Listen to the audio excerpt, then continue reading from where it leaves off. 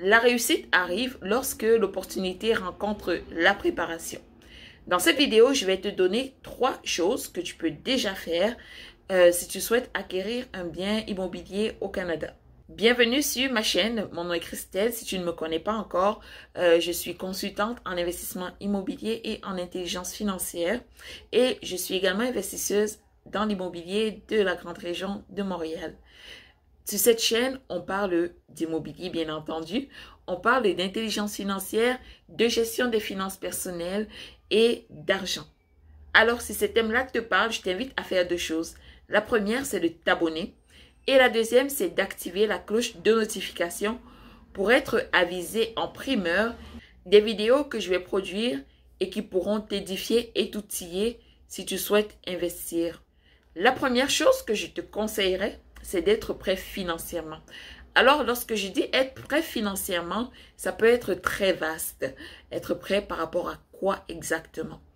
Lorsque tu vas demander ta préapprobation bancaire ou tout simplement ton prêt hypothécaire, la banque va regarder plusieurs choses pour pouvoir t'accepter ou non. Parmi ces choses-là, elle va regarder, bien entendu, si tu es employé, salarié, à temps plein, à temps partiel. Elle va regarder également ta valeur nette, tes actifs versus tes passifs. Mais une chose où certaines personnes échouent parfois, c'est de regarder tes habitudes de consommation en termes de crédit. Elle va regarder ton score de crédit. Donc, pour pouvoir investir, tu peux dès maintenant, même si le projet d'investissement dans l'immobilier ne fait même pas partie de tes projets à court terme, même si tu projettes ça pour, mettons, dans 5 ans, tu peux déjà commencer dès maintenant à avoir de bonnes habitudes de crédit. Donc, à bien utiliser ton crédit, c'est-à-dire à rembourser tes prêts à temps, à faire tes paiements, du moins le minimum que la banque va t'exiger. Tu dois faire attention aux demandes de crédit que tu fais et comment est-ce que tu utilises ce crédit-là. Donc, ne dépasse jamais ta capacité de crédit. Donc, si tu as une carte de 1000 $, ne load pas ta carte à 1300 $ par exemple. Et même si tu le fais, mettons, pour acheter un billet d'avion qui coûterait 1100 $, rembourse ta carte instantanément, aussitôt que possible. Pour maintenir un bon dossier de crédit, il faudra faire attention à tes paiements, au montant limite de ta carte versus le montant de crédit que tu utilises, c'est-à-dire éviter d'utiliser plus que 50, plus que 70% de tes limites de crédit. Il faudra bien sûr rembourser ton crédit à temps. Il faudra avoir un crédit un peu varié. D'ailleurs, je pense que j'ai fait une vidéo là-dessus pour t'expliquer comment avoir un bon score de crédit lorsque tu vis au Canada. La deuxième chose qu'il faudra faire, c'est de commencer à t'intéresser au domaine de l'immobilier le plus tôt possible. Je m'explique. Lorsque tu te lances dans l'investissement immobilier, une stratégie, c'est de maîtriser son secteur. Et comment tu fais pour maîtriser ton secteur? C'est d'apprendre à le connaître le plus longtemps possible. Aussitôt, tu commences à connaître les rues, à connaître la constitution de la population.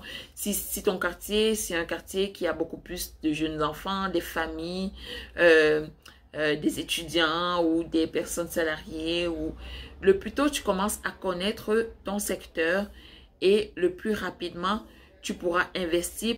La deuxième chose que tu peux faire dès maintenant pour pouvoir aider tes projets immobiliers plus tard, c'est de commencer à connaître tes secteurs.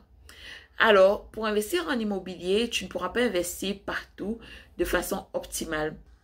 Plus ta zone d'action est large et moins tu seras efficace dans cette zone-là. Donc, c'est important de déterminer dans quel secteur tu veux investir et d'apprendre à connaître ce secteur-là. Donc, de connaître, mettons, comment se décline la population, si c'est une population de ménages, si c'est une population de personnes qui travaillent, la moyenne d'âge, les besoins de la population, pour savoir comment est-ce que tu vas répondre à leurs besoins dans tes investissements immobiliers. Et enfin, la troisième chose que tu peux faire dès maintenant pour te préparer à investir plus tard, c'est de se former. On ne le dira jamais assez, mais la formation, c'est la chose qui va te faire passer d'un niveau où tu cherches des informations à tâtons sur Internet à un niveau où tu es confortable et un niveau où tu entres dans tes investissements avec assurance. Se former, c'est pouvoir bénéficier d'expériences de personnes qui sont passées par le processus par lequel vous vous apprêtez à passer.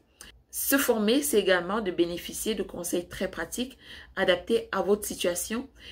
Et enfin, se former, c'est aller beaucoup plus rapidement parce que vous allez pouvoir éviter les erreurs qui ont coûté du temps et de l'argent à des personnes qui sont déjà passées par ce processus-là. Donc, en gros, ne négligez pas la force de la formation. Il y a plusieurs types de formations. Ça peut être des formations à la carte. Ça peut être des formations en ligne, comme ça, de façon autodidacte, que vous suivez et ensuite vous les mettez en pratique. Mais moi, ce que je prône, c'est vraiment des accompagnements, c'est-à-dire des formations théoriques qui vont vous donner la base, mais ensuite, vous allez pouvoir vous faire accompagner par une personne qui va vous guider pas à pas, qui va pratiquement vous tenir par la main jusqu'à ce que vous puissiez acquérir votre investissement immobilier. Donc voilà les 3 choses que tu peux déjà faire dès maintenant pour pouvoir investir en immobilier. Et si jamais tu as des questions, n'hésite pas à les laisser en commentaire.